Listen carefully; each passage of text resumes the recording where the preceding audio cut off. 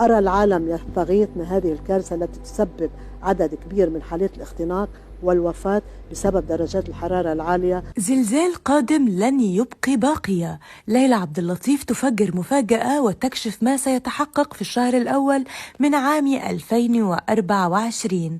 مع نهاية كل عام تطلق سيدة التوقعات اللبنانية ليلى عبد اللطيف المزيد من التوقعات بشأن الدول العربية والعالم أجمع، ويتفاجأ المتابعون بتحقق جزء مما قالته ليلى عبد اللطيف من توقعات في حلقاتها التي تبثها عبر قناتها.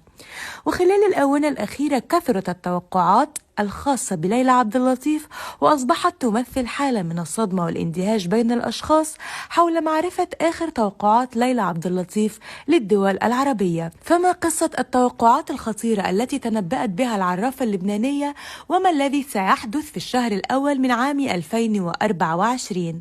تعتبر ليلى عبد اللطيف واحدة من الشخصيات التي زادت شهرتها في الفترة الأخيرة، حيث أنها تأتي ببعض التنبؤات المثيرة للجدل في الكثير من الأوقات. وصدمت عالمة الفلك الشهيرة ليلى عبد اللطيف الجمهور بعدما قالت أنهم سيندمون إذا لم يأخذوا بنصيحتها والحذر مما هو قادم. العرافة الشهيرة أطلقت تحذيرات للمواطنين في معظم دول العالم، ونصحت الجميع بتخزين الغذاء والدواء استعدادا لذلك الحدث، حيث كشفت عن أزمة لحوم وستضرب المواشي والدواجن. وتنبأت ليلى عبد اللطيف بوقوع أحداث مؤسفة في أمريكا مما قد يخلق حالة من الرهبة. ويبدو أن هذه التوقعات تحمل في طياتها بعض الغموض، وتشير إلى تحديات كبيرة قد تواجهها الولايات المتحدة. كما قالت ليلى عبد اللطيف على قناتها الرسمية بموقع يوتيوب أن هناك زلزالا مدمرا وقويا في إحدى الدول يفوق 9 درجات سيجعلها تختفي بشكل صادم عن الخريطة. كما توقعت العرافة اللبنانية بكوارث طبيعية في دول أوروبا عدة مثل ألمانيا وإيطاليا وفرنسا. يبدو أن الطبيعة قد تلعب دورا حاسما في هذه الدول خلال العام المقبل. وبالنسبة لبداية العام الميلادي الجديد، فاجأت أبرز توقعات ليلى عبد اللطيف عن مصر مبشرة ومتفائلة باستقرار الوضع الاقتصادي. وشملت توقعات ليلى عبد اللطيف بحدوث العديد من الكوارث الطبيعية كالزلازل والفيضانات خلال العام الجديد.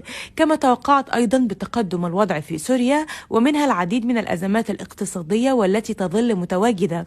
وتوقعت عبد اللطيف أن أبراج القوس والجدي والجوزاء من أكثر الأبراج حظا في العام الجديد في عام 2024، وأشارت إلى وجود فرص زواج لهذه الأبراج والتي سوف تتسبب في تغيير حياتهم إلى الأحسن. وتوقعت عبد اللطيف لذوي أبراج الحمل والثور والدلو أنه عام مليء بالحب والاستقرار ووجود زواج أو الاقتراب من شريك العمر والدخول في مشاريع استثمارية.